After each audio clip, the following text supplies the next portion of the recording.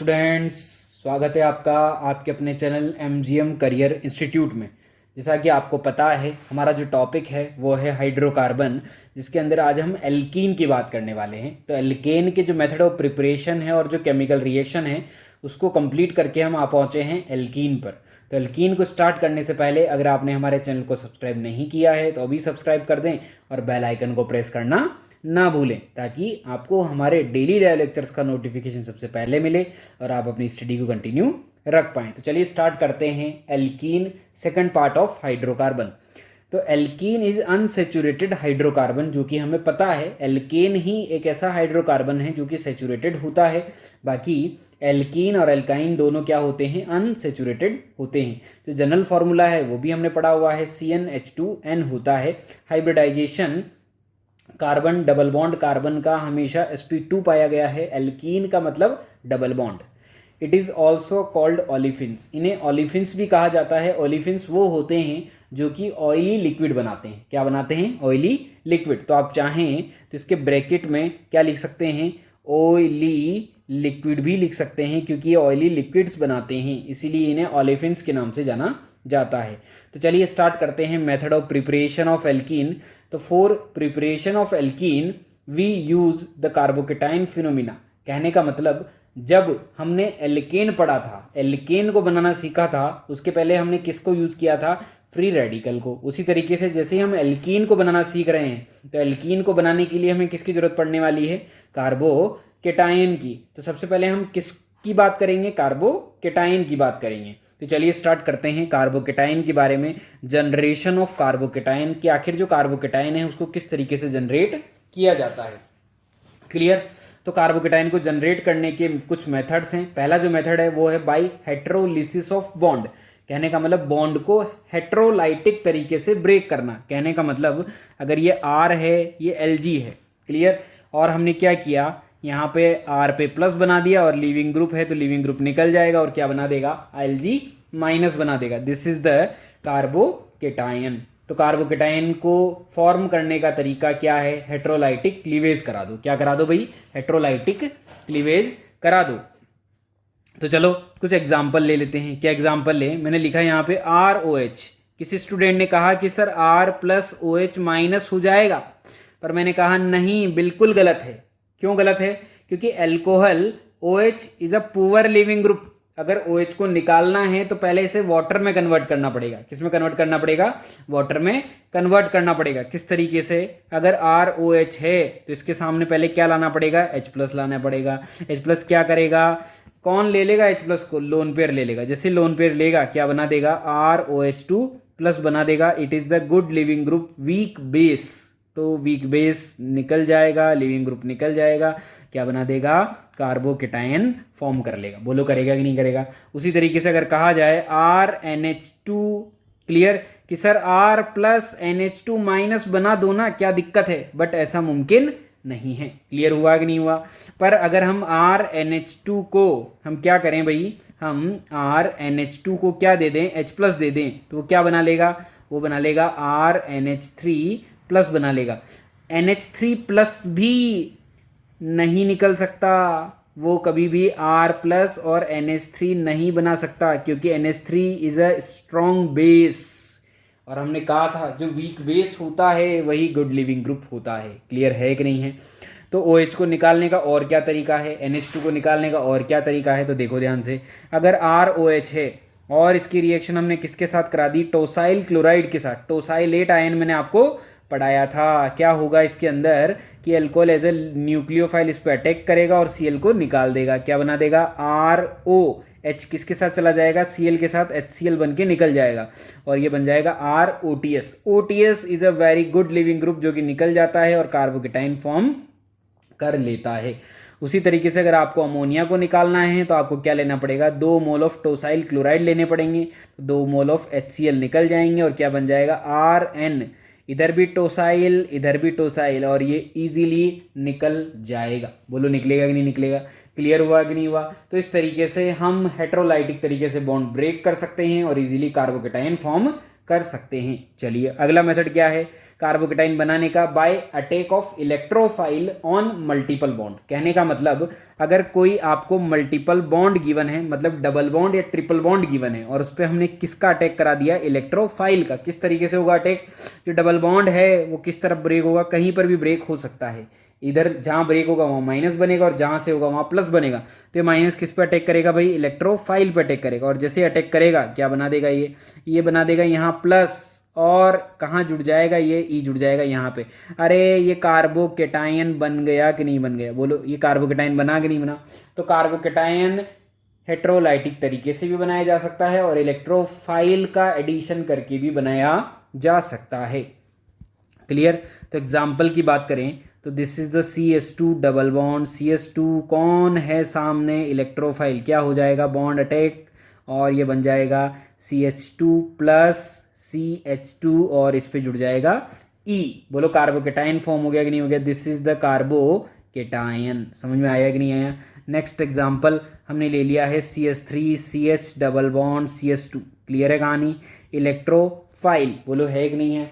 अच्छा बताओ कहाँ पे बॉन्ड टूटेगा, लेफ्ट साइड पे या राइट साइड पे, तो कहाँ पे टूटेगा भाई, राइट साइड पे। क्यों टूटेगा, क्योंकि ये 3 अल्फा हाइड्रोजन हैं कि नहीं हैं, ये तीनों अल्फा हाइड्रोजन की इलेक्ट्रॉन डेंसिटी कहाँ पर जाती है, इस जगह पर जाती है। तो कहने का मतलब यहाँ पर माइनस चार्ज बनेगा, और ये माइनस चार्ज किस पर अटैक करेगा, इलेक्ट्रोफाइल पर, और CH3 CH और CH2E और प्लस क्या यहाँ आ जाएगा, क्या ये कार्बोकेटाइन बन जाएगा, नहीं बन जाएगा। दूसरे तरीके से भी देख सकते हो कि अगर आप एक बार कार्बोकेटाइन कहाँ बना लेते, एक बार आप यहाँ बना लेते और एक बार यहाँ बना लेते, तो कार्बोकेटाइन कहाँ ज़्यादा स्टेबल होता, ऑब्वियसली यहाँ पर ज़्यादा स्टेबल होता है, इसलिए कार्बोकेटाइन यहाँ पे फॉर्म करना है। बोलो समझ में आया कि नहीं आया। क्लियर। यहाँ पे क्यों ज़्यादा स्टेबल है, क्योंकि इसको 3 अल्फा H यहाँ से मिल रहे हैं और 2 अल्फा H यहाँ से मिल रहे हैं।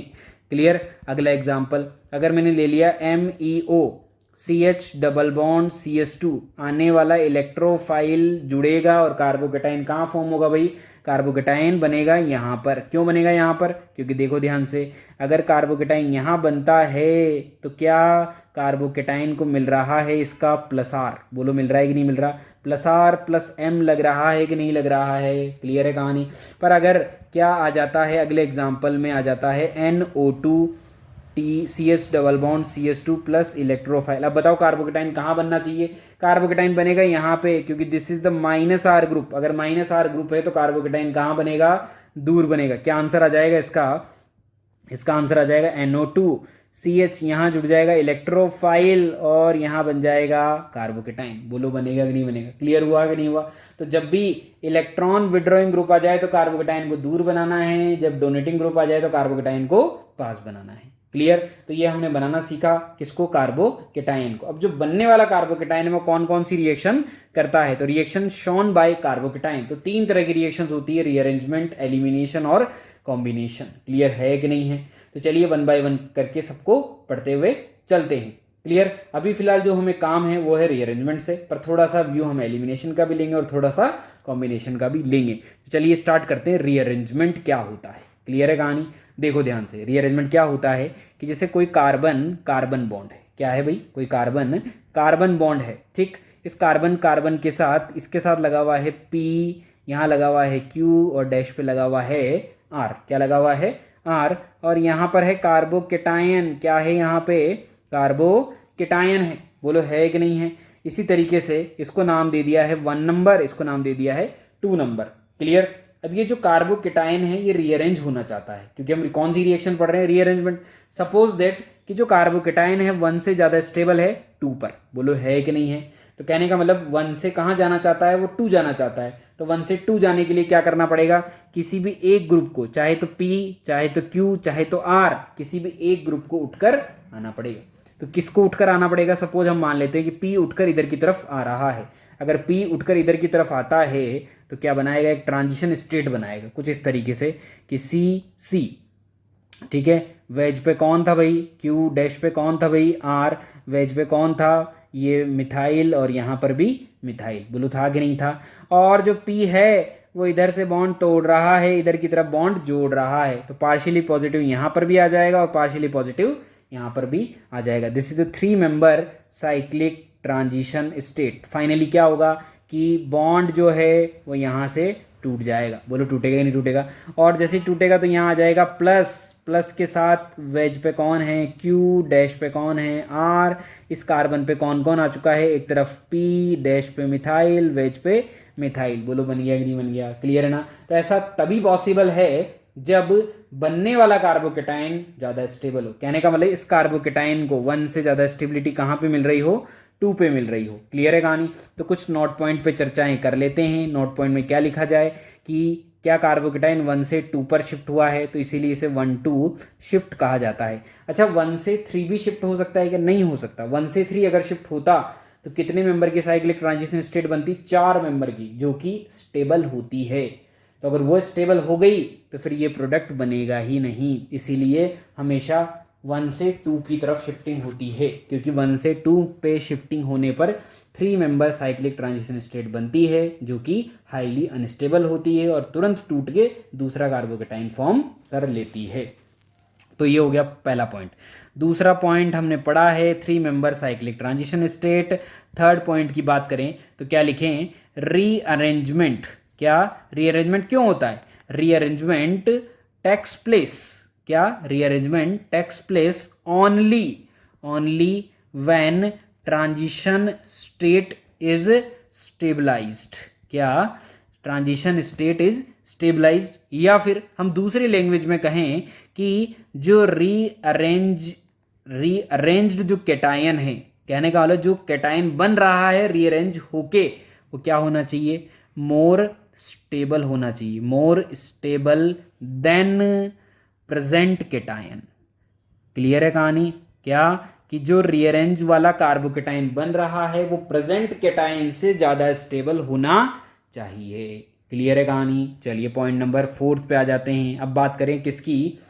पी क्यू आर की। क्या आखिर पी क्यू आर तो ऐसे वर्बली लिए हुए हैं, पर अगर मान लो कि 3 डिफरेंट ग्रुप ले लिए जाएं तो फिर कौन जल्दी जाएगा? तो जो जाता है उसको कहा जाता है माइग्रेटिंग एप्टीट्यूड। किसका माइग्रेटिंग एप्टीट्यूड ज़्यादा होगा? पी की जगह, क्यू की जगह और आर की जगह। तो सबसे ज़्यादा जो माइग्रेटरी एप्टीट्यूड होता है वो होता है हाइड्रोजन का, फिर होता है एरोमेटिक का, फिर होता है एल्काइल ग्रुप का। अब अगर स्पेशली हाइड्रोजन में बात की जाए तो हाइड्रोजन भी पाया जाता है, ड्यूटेरियम भी पाया जाता है और ट्राइटियम भी पाया जाता है। तो हाइड्रोजन का सबसे ज़्यादा होगा कंपेरेटिवली ड्यूटेरियम ट्राइटियम, क्योंकि ड्यूटेरियम ट्राइटियम का मास ज़्यादा होता है, इस वजह से वो जल्दी से जा नहीं पाते हैं। क्लियर? ऑप्शन सी की बात करें, सी में कौन है? Aromatic compound. अब एरोमेटिक कंपाउंड में क्या क्या हो सकता है भाई? एरोमेटिक कंपाउंड में OCH3, this is the plus R group का ज़्यादा होगा। फिर किसका होगा? प्लस H ग्रुप का होगा। किसका होगा? प्लस H ग्रुप का। फिर किसका होगा? न्यूट्रल वाले का। और फिर किसका होगा? जिसके पास -I या -M ग्रुप हो। क्लियर? तो सबसे पहले कौन? इलेक्ट्रॉन डोनेटिंग ग्रुप, फिर होगा न्यूट्रल, फिर क्या हो जाएगा? न्यूट्रल, और फिर हो जाएगा इलेक्ट्रॉन विड्रॉइंग ग्रुप। क्लियर है? तो पहले इलेक्ट्रॉन डोनेटिंग का माइग्रेटरी एप्टीट्यूड ज़्यादा होता है। उसी तरीके से डी के अंदर अगर आर की बात करें, किसकी बात करें? आर बोले तो यहाँ पे CS3 बोले तो 3 डिग्री भी हो सकता है। आर बोले तो 2 डिग्री भी हो सकता है। आर बोले तो 1 डिग्री भी हो सकता है। और आर बोले तो मिथाइल भी हो सकता है। तो किसका माइग्रेटरी एप्टीट्यूड सबसे ज़्यादा होगा? 3 डिग्री का। क्लियर है कहानी? उसी तरीके से अगर यहाँ CS3 आ जाता है, यहाँ CS3 आ जाता है और यहाँ CS3 आ जाता है, तो किसका होगा भाई ज़्यादा? CH2। जिसका प्लस आई ज़्यादा होगा उसका माइग्रेटरी एप्टीट्यूड भी क्या हो जाएगा? ऑटोमेटिकली ज़्यादा हो जाएगा। तो चलिए कुछ क्वेश्चंस पे जोड़ देते हैं, कुछ क्वेश्चंस को सॉल्व करते हैं। क्लियर है कहानी? क्या? कुछ क्वेश्चंस को सॉल्व करते हैं। चलिए क्वेश्चन नंबर 1 हम यहाँ लिख लेते हैं। क्वेश्चन नंबर 1 की बात करें तो 1 के अंदर मैंने लिखा CH3+। मुझे बताओ क्या ये रीअरेंजमेंट करेगा क्या? हाँ, नहीं करेगा। इसके अंदर 0 रीअरेंजमेंट होगा, कोई शिफ्टिंग नहीं होगी। एक तरफ लिख लेते हैं क्या? Number of shift. क्या लिख लेते हैं यहाँ पे? Number of 1-2 shift. कितनी बार 1-2 शिफ्ट हुआ है? ठीक है। और शिफ्ट होने के बाद जो फाइनल प्रोडक्ट बना है वो भी बता दो यहाँ पर। क्लियर है कहानी? तो पहले के अंदर तो शिफ्ट हुआ ही नहीं, तो फाइनल प्रोडक्ट क्या हो जाएगा? वो खुद ही हो जाएगा। क्वेश्चन नंबर 2 की बात करो। क्वेश्चन नंबर 2 के अंदर CS2 CS3, क्या इसकी शिफ्टिंग हो सकती है क्या? अभी कितने अल्फा एच हैं? 3 अल्फा एच। अगर ये शिफ्ट होकर दूसरे कार्बन पे चला भी जाएगा तब भी कितने अल्फा एच रहेंगे? 3 अल्फा एच। तो शिफ्टिंग करने का कोई फायदा नहीं है, यही हो जाएगा फाइनल प्रोडक्ट। क्लियर है कहानी? क्वेश्चन नंबर 3 पे आ जाओ। क्वेश्चन नंबर 3 की बात करें तो CS3 CH2 CH2 प्लस, बोलो है कि नहीं है? बताओ मुझे कितने अल्फा हाइड्रोजन? 2 alpha hydrogen. कितने डिग्री पर है? 1 डिग्री पर। बोलो है कि नहीं है? अगर ये यहाँ से ये 1 ये 2, अगर ये उठ के यहाँ से यहाँ आ जाता है तो क्या 2 डिग्री पे आ जाएगा कि नहीं आ जाएगा? बिल्कुल आ जाएगा। और 2 डिग्री पर आने के लिए कितने ऑप्शन है? 2 तो हाइड्रोजन है। बोलो है कि नहीं है? भाई देखो ध्यान से, ये CS2 प्लस है और इस वाले कार्बन से एक हाइड्रोजन लगा हुआ है, एक और हाइड्रोजन लगा हुआ है और साथ में कौन लगा हुआ है? एक मिथाइल लगा हुआ है। तो सबसे पहले कौन, किसका माइग्रेटरी एप्टीट्यूड ज़्यादा होगा? हाइड्रोजन का। क्लियर है? तो पहले कौन उठ के आएगा? हाइड्रोजन उठ के आएगा। तो क्या हो जाएगा? यहाँ पर एक बार शिफ्टिंग हो जाएगी और फाइनल जो प्रोडक्ट बनेगा CS3 CH CS3 प्लस बन जाएगा। कहने का मतलब यहाँ से हाइड्रोजन उठ के कहाँ आ गया? यहाँ पर आ चुका है। बोलो आया कि नहीं आया? 4th नंबर की बात करें, 4th नंबर कुछ ऐसा है। बोलो है कि नहीं है? बीच में केटायन, आजू बाजू मिथाइल। क्या ये प्लस यहाँ से यहाँ जाना चाहेगा? क्या नहीं जाना चाहेगा? 0 शिफ्टिंग होगी, यही आंसर आ जाएगा। बोलो आएगा कि नहीं आएगा? क्वेश्चन नंबर 5 पे आ जाओ। क्वेश्चन नंबर 5 की बात करें, क्या ये दिखाई दे रहा है कि नहीं दे रहा? क्लियर?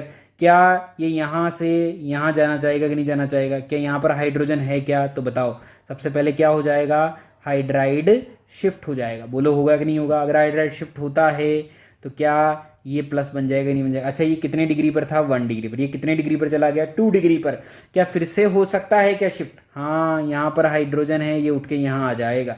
तो फिर से क्या होगा भाई? हाइड्राइड शिफ्ट होगा। फिर से क्या होगा? हाइड्राइड शिफ्ट हो जाएगा और फाइनल आंसर क्या आ जाएगा? ये आ जाएगा। ये कितने डिग्री पर है? 3 डिग्री पर। बताओ, रीअरेंजमेंट इसलिए हो रहा था क्योंकि स्टेबिलिटी 1 by 1 बढ़ रही थी। बोलो बढ़ रही थी कि नहीं बढ़ रही थी? चलिए क्वेश्चन नंबर 6 पे आ जाते हैं। किस पे आ जाते हैं? 6 पर। Question number 6, this is the question कि यहाँ पे ये प्लस है। अब प्लस यहाँ से कहाँ जाना चाहता है? यहाँ पर जाना चाहता है। क्लियर? तो मेरे पास 3 रास्ते हैं, या तो मैं इसको ले जाऊं, या फिर मैं इसको शिफ्ट कर दूं, या फिर मैं इसको शिफ्ट कर दूं। ये तो कौन है? मिथाइल है। ये भी कौन है? मिथाइल है। जबकि ये कौन है? ये प्रोपाइल है। तो क्या इसका माइग्रेटरी एप्टीट्यूड सबसे ज़्यादा होगा कि नहीं होगा? तो कौन शिफ्ट होगा भाई? प्रोपाइल शिफ्ट हो जाएगा। कौन शिफ्ट हो जाएगा? प्रोपाइल शिफ्ट हो जाएगा। तो प्रोपाइल अगर शिफ्ट होता है तो क्या इधर भी मिथाइल बच जाएगा, इधर भी मिथाइल बच जाएगा। इस कार्बन से क्या 1 2 3 कार्बन, 3 कार्बन बन जाएंगे और यहाँ प्लस आ जाएगा कि नहीं आ जाएगा? बोलो क्लियर है कि नहीं है? क्लियर है कहानी? चलिए क्वेश्चन नंबर 6 के बाद क्वेश्चन नंबर 7 पे आ जाते हैं। किस पे आ जाते हैं? क्वेश्चन नंबर 7 पे। क्लियर? देखो ध्यान से, ये है एक 6 मेंबर की रिंग और यहाँ है प्लस। क्या है यहाँ पर? प्लस। क्या ये केटाइन शिफ्ट हो सकता है क्या? बिल्कुल, यहाँ से छुट के यहाँ पर आ सकता है और क्या बना सकता है? ये बना सकता है। ये कितने डिग्री पर था? 1 डिग्री पर। ये कितने डिग्री पर है? 3 डिग्री पर। कौन शिफ्ट हुआ? हाइड्राइड शिफ्ट हो गया है। बोलो हुआ कि नहीं हुआ? क्लियर है कहानी? कुछ इस तरीके से क्वेश्चंस हमें करने हैं। क्वेश्चन नंबर 8 पे आ जाओ। क्वेश्चन नंबर 8 के अंदर अगर मैं देखूं तो क्वेश्चन है कुछ इस तरीके का। यहाँ प्लस है। बोलो है कि नहीं है? क्लियर? कहाँ पे प्लस है? चलो यहाँ प्लस ले लेते हैं। यहाँ पर प्लस है। ठीक है? अब इस प्लस के पास क्या शिफ्ट हो सकता है क्या ये प्लस? बिल्कुल। देखो ध्यान से कैसे, ये यहाँ पर भी जा सकता है। यहाँ जाएगा तो 2 डिग्री से कहाँ चला जाएगा? 3 डिग्री पर। और अगर ये यहाँ जाता है तो क्या इसको इधर से प्लस आर मिलेगा कि नहीं मिलेगा? तो ये कहाँ जाना पसंद करेगा? 3 डिग्री पर या प्लस आर के नज़दीक? तो कहाँ जाना पसंद करेगा? प्लस आर के नज़दीक जाना पसंद करेगा। तो क्या हो जाएगा? हाइड्राइड शिफ्ट हो जाएगा और हाइड्राइड शिफ्ट होगा तो प्लस आ जाएगा यहाँ पर। बोलो आ जाएगा कि नहीं आ जाएगा? कंप्लीट हुआ कि नहीं हुआ? क्लियर है कहानी? चलिए क्वेश्चन नंबर 9 और ले लेते हैं। क्वेश्चन नंबर 9 के अंदर मैंने लिखा है यहाँ पर कि प्लस यहाँ पर है। तो बताओ प्लस कितनी बार शिफ्ट होगा? प्लस पहले 2 डिग्री से कहाँ आएगा? 3 डिग्री से। और 3 डिग्री से कहाँ आएगा? प्लस आर पे। तो कितने टाइम शिफ्टिंग हो जाएगी? 2 टाइम शिफ्टिंग हो जाएगी। बोलो क्लियर हुआ कि नहीं हुआ? क्वेश्चन नंबर 10 पे आ जाते हैं। Question number 10, this is the pH, this is the methyl, this is the methyl और प्लस है यहाँ पर। बोलो है कि नहीं है? क्लियर? अब ध्यान से देखो कि यहाँ पर क्या कहानी है। यहाँ पर मुझे इस प्लस को 1 डिग्री से कहाँ ले जाना है, 3 डिग्री पर ले जाना है। किस पर ले जाना है, 3 डिग्री पर। तो मेरे पास शिफ्ट कराने के 2 रास्ते हैं। क्या कि या तो मैं मिथाइल को शिफ्ट करा दूं या फिर मैं पीएच को शिफ्ट करा दूं। बोलो है कि नहीं है। अगर मैं मिथाइल को शिफ्ट कराता हूं, किसको शिफ्ट कराता हूं, मिथाइल शिफ्ट कराता हूं, और एक बार मैं पीएच शिफ्ट कराता हूं, तो मिथाइल अगर शिफ्ट कराता हूं तो क्या बन जाएगा भाई, एक बार पीएच इधर बच जाएगा और एक मिथाइल इधर बच जाएगा, और क्या यहाँ पे मिथाइल आ जाएगा और प्लस आ जाएगा यहाँ पे। बोलो आएगा कि नहीं आएगा। क्या ये वाला प्लस मिथाइल उठ के यहाँ से यहाँ गया है और ये वाला प्लस उठ के यहाँ से यहाँ चला गया है। बोलो गया कि नहीं गया। तो क्या ये पीएच और ये मिथाइल तो सेफ है। क्लियर है कहानी। ये दोनों क्या हैं, एकदम सेफ है। तो ये बन जाएगा। इस केटाइन को स्टेबिलिटी किस किस से मिल रही है, रेजोनेंस से भी मिल रही है, साथ में 3 और 2 5 अल्फा एचबीस को मिल रहे हैं। पर अगर मान लो पीएच शिफ्ट हो जाता है, कौन शिफ्ट हो जाता है, पीएच, मतलब ये पीएच उठ के यहाँ आ जाता है, तो क्या बन जाएगा भाई, यहाँ पे भी मिथाइल, यहाँ पे भी मिथाइल, और यहाँ कौन जुड़ जाएगा, पीएच और ये केटाइन। अच्छा, इस वाले कार्बोकेटाइन को स्टेबिलिटी किससे मिल रही है, ओनली 3 3 6 और 1 7 अल्फा हाइड्रोजन से रेजोनेंस है ही नहीं। तो ज़्यादा स्टेबल कौन होगा इन दोनों में से, ज़्यादा स्टेबल होगा ये। होगा कि नहीं होगा। तो पहले कौन शिफ्ट कराना चाहिए, मिथाइल की शिफ्टिंग पहले होनी चाहिए। किसकी शिफ्टिंग पहले होनी चाहिए, मिथाइल की शिफ्टिंग। तो अगर कभी भी ऐसा केस आ जाए तो हमेशा ध्यान रखें, सबसे पहले हाइड्रोजन शिफ्ट होगा, फिर आर शिफ्ट होगा, और फिर कौन शिफ्ट होगा, ए आर शिफ्ट होगा। क्लियर है। जबकि ऊपर ऑर्डर क्या लिखाया गया है, पहले हाइड्रोजन, फिर अराइल, फिर आर। पर एक्चुअल में जो ऑर्डर आता है वो क्या आता है, एच आर ए आर। तो फिर एच ए आर और आर वाला ऑर्डर कब फुल होगा, तो देखो ध्यान से, उसके लिए भी एक एग्जाम्पल हमने रेडी किया हुआ है। क्या एग्जाम्पल है उसके लिए, क्वेश्चन नंबर 11 पे बात कर लेते हैं, क्वेश्चन नंबर 11 की बात कर लेते हैं। जैसे कि एक क्वेश्चन दिया हुआ है कि यहाँ पीएच है, यहाँ एमई है, यहाँ ओएच है और यहाँ प्लस है। क्लियर है कहानी। अब यहाँ पर भी आपको केटाइन शिफ्ट कराने के 2 रास्ते हैं। क्या, या तो मैं मिथाइल को शिफ्ट करा दूं या फिर मैं पीएच को शिफ्ट करा दूं। तो अगर मैं मिथाइल को शिफ्ट कराता हूं तो पीएच यहाँ पे बच जाएगा OH, और यहाँ आ जाएगा मिथाइल, और यहाँ बन जाएगा कार्बोकेटाइन। अगर मैं पीएच को शिफ्ट कराता हूँ तो यहाँ बच जाएगा मिथाइल, यहाँ बच जाएगा OH, और यहाँ बच जाएगा पीएच। बोलो है कि नहीं है। अच्छा, ऊपर वाले केटाइन को स्टेबिलिटी किससे मिल रही है, इस प्लस आर से मिल रही है। नीचे वाले को किससे मिल रही है, इस प्लस आर से मिल रही है। रेजोनेंस और 3 अल्फा हाइड्रोजन से स्टेबिलिटी नहीं मिल रही है। स्टेबिलिटी किससे मिल रही है, OH से। किससे मिल रही है, OH से। क्योंकि केटाइन इनकी और इनकी वजह से यहाँ नहीं आया है, ये आया है इसकी वजह से, इस प्लस आर की वजह से ये केटाइन शिफ्ट हुआ है कि मुझे तो प्लस आर से मतलब है, बाकी से कोई मतलब है ही नहीं। तो अगर इसको प्लस आर से मतलब है तो फिर बताओ वीक बॉन्ड कौन सा है। वीक बॉन्ड यहाँ पर तो है sp2 कार्बन, जबकि यहाँ पर है sp3 कार्बन। तो यहाँ En ज़्यादा होता है तो ये जल्दी टूटेगा कि नहीं टूटेगा। तो ये वाली शिफ्टिंग प्रोसीड होती है, इसीलिए ऑर्डर लिखाया गया था AR AR और फिर लास्ट में R। क्लियर है कहानी। पर यह वाला ऑर्डर सिर्फ तब फॉलो होगा जब ऐसे क्वेश्चन यहाँ पर आएंगे, वरना 90% क्वेश्चंस के अंदर ये वाला ऑर्डर फॉलो होता है। क्लियर हुआ कि नहीं हुआ, क्लियर है कहानी। चलिए, तो इसी तरीके से और आगे बढ़ते हैं। क्या कहानी है कि रिंग जो होती है, अगर कोई भी रिंग आ जाए तो रिंग को भी क्या किया जा सकता है, रिंग को भी एक्सपेंड किया जा सकता है, जिसे क्या कहा जाता है, जिसे कहा जाता है रिंग एक्सपेंशन। क्या कहा जाता है भाई, रिंग एक्सपेंशन। कैसे, देखो ध्यान से, जो 4 मेंबर की रिंग होती है वो जनरली 5 में चली जाती है और 5 वाली रिंग 6 मेंबर में आ जाती है। अब 3 मेंबर वाली रिंग 4 मेंबर में नहीं आती है। क्यों नहीं आती है, क्योंकि देखो ध्यान से, अगर 4 मेंबर की रिंग 3 मेंबर की रिंग है और उसके बाहर केटायन है, तो ये तो ऑलरेडी क्या कर रहा है, डांसिंग रेजोनेंस कर रहा है, तो ये तो ऑलरेडी स्टेबल है, तो इसको जरूरत ही नहीं है स्टेबिलिटी की। पर अगर 4 मेंबर की रिंग के बाहर प्लस है, क्या है, 4 मेंबर की रिंग के बाहर प्लस है, तो क्या करोगे, देखो ध्यान से, इसको दे दो 1 नंबर, इसको दे दो 2 नंबर। क्लियर है कहानी। तो यहां पर 1 से 2 पर शिफ्टिंग होती है। क्लियर है कहानी। पर एक तरीका क्या है कि हमारे पास 2 रास्ते हैं। क्या रास्ते हैं कि हम क्या करें, एक बार तो हाइड्राइड शिफ्ट कर दें। क्या शिफ्ट कर दें, हाइड्राइड शिफ्ट, और एक बार पूरे बॉन्ड को ही शिफ्ट कर दें। ठीक है भाई, चलिए मैं 1 बाय 1 बताता हूँ। सबसे पहले मैंने हाइड्राइड शिफ्ट किया। अगर हाइड्राइड शिफ्ट किया तो क्या ये बन जाएगा कि नहीं बन जाएगा, बनेगा ना। यहाँ पर स्टेबिलिटी किससे मिल रही है, 3 2 5 2 7 अल्फा हाइड्रोजन से। बोलो मिल रही है कि नहीं मिल रही। पर अगर अपन ने बॉन्ड शिफ्ट कर दिया, बॉन्ड कौन सा वाला, जो सेकंड कार्बन से कनेक्टेड है, एक तो ये वाला या फिर ये वाला, कोई सी भी एक बॉन्ड को शिफ्ट कर दो। सपोज दैट इसको शिफ्ट कर दिया। अगर इसको शिफ्ट किया तो कैसे शिफ्ट करेंगे देखो ध्यान से, जो बॉन्ड शिफ्ट करना है उसको छोड़ दो, बाकी सब बना दो। ये बना दिए। क्या मैं इस बॉन्ड को यहाँ से तोड़ने वाला हूँ, क्या मैं यहाँ पे जोड़ने वाला हूँ, तो क्या यहाँ पे भी प्लस आएगा, यहाँ पे भी प्लस आएगा। क्या बन जाएगा देखो ध्यान से, क्या कुछ ऐसा बनेगा कि नहीं बनेगा, ये और ये कनेक्ट हो गया डायरेक्टली इसके साथ, और प्लस यहाँ पे आ गया कि नहीं आ गया। क्या ये 5 मेंबर की रिंग बन गई कि नहीं बन गई, बन गई ना। तो मुझे बताओ कौन सा ज़्यादा स्टेबल है, जब हाइड्राइड शिफ्ट किया या जब बॉन्ड शिफ्ट किया। बॉन्ड शिफ्ट करने वाला ज़्यादा स्टेबल माना जाता है। क्यों माना जाता है, क्योंकि इसको जो एंगल स्ट्रेन है, 4 मेंबर की रिंग का स्ट्रेन ज़्यादा होता है, 5 मेंबर की रिंग का स्ट्रेन कम होता है।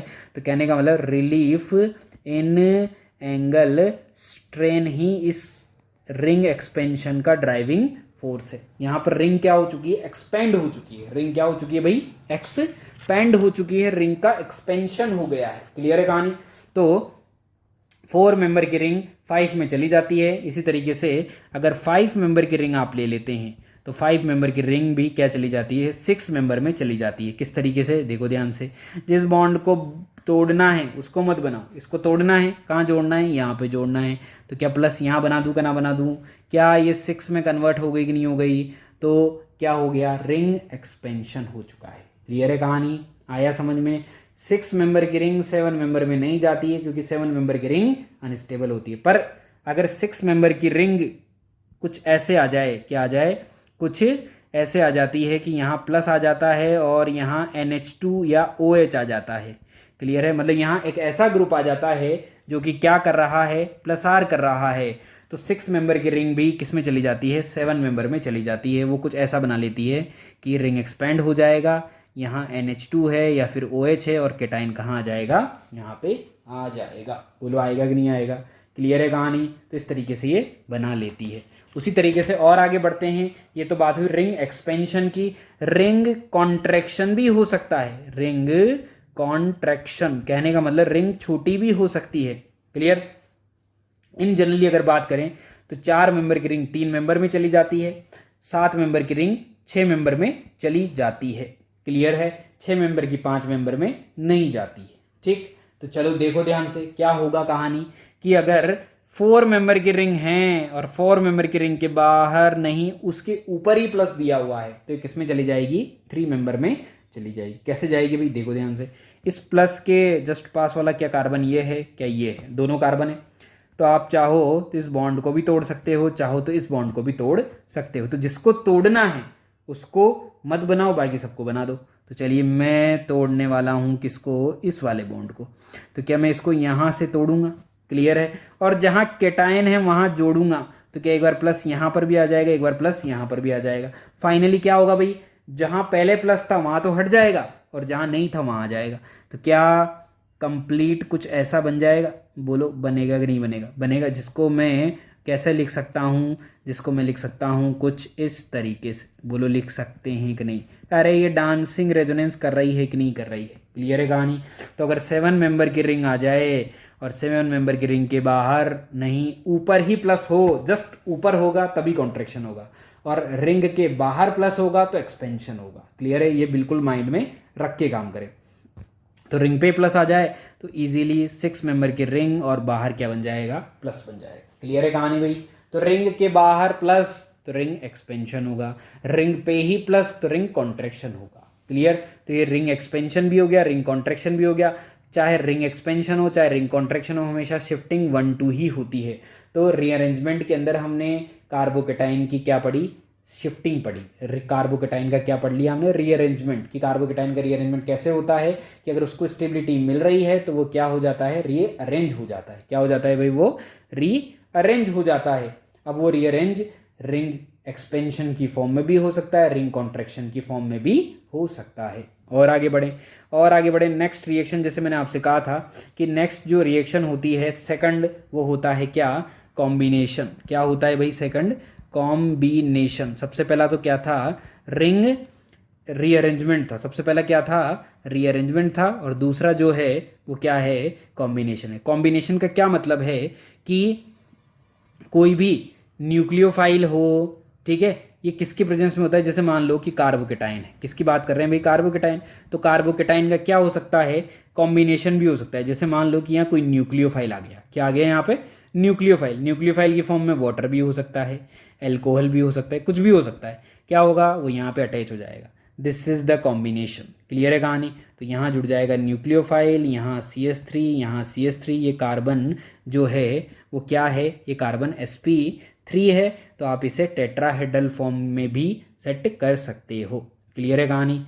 तो ये कुछ बात हो गई। उसी तरीके से अगर CH2 CH3 और केटाइन यहाँ हो और कोई न्यूक्लियोफाइल अटैच हो रहा है, तो मुझे बताओ जब ये न्यूक्लियोफाइल अटैच होगा तो क्या CH3 CH इधर इथाइल और यहाँ न्यूक्लियोफाइल, क्या ये कायरल बन गया कि नहीं बन गया?